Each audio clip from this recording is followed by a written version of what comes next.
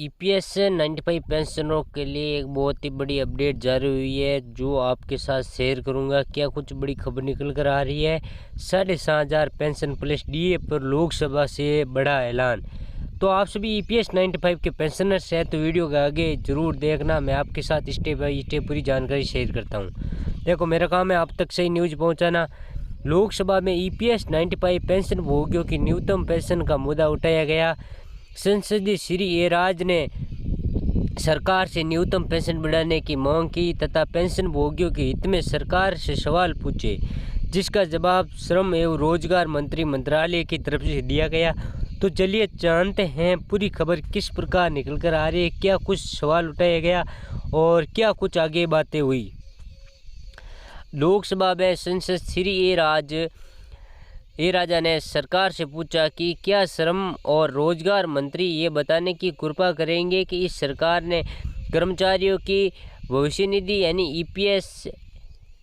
EPF द्वारा न्यूनतम pension में वृद्धि किए जाने के संबंध में मजदूर संघ जनप्रतिनिधियों से मांगे प्राप्त हो रही हैं। यदि हाँ तो हित अधिकारियों की मांगों को क्यों नहीं स्वीकार किया जा रहा और इस पर सरकार का क्या प्रतिक्रिया है, यानी सरकार इस पर क्या प्रतिक्रिया देती है। इसके साथ ही उन्होंने पूछा कि सरकार महंगाई को देखते हुए कर्मचारियों की भविष्य निधि और ईपीएस के लिए न्यूनतम पेंशन में वृद्धि करने पर सरकार सकारात्मक रूप से विचार कर रही है।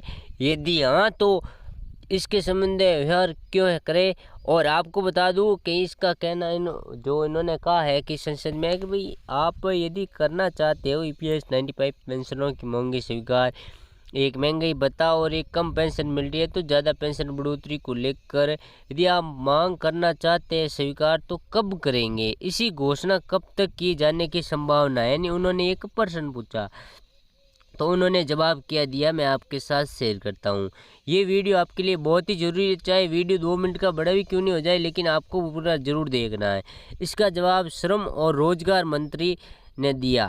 अब किस प्रकार दिया है कि हित अधिकारियों को यानी हित अधिकारियों को कर्मचारी पेंशन योजना 1995 के तहत न्यूनतम पेंशन बढ़ाने हेतु जो उन्होंने कहा है कि कर्मचारी पेंशन योजना ईपीएस 95 एक परिभाषित संस्थान है, सामाजिक सुरक्षा योजना है। कर्मचारियों के पेंशन निधि का कोष नियोक्ता द्वारा वेतन का 8.33 यानी 8.33% की दर से अंशदान होता है और पेंशन 15,000 रुपये प्रति माह तक वेतन के 1.16% की दर से केंद्र सरकार द्वारा बजटीय सहायता के माध्यम से बना है।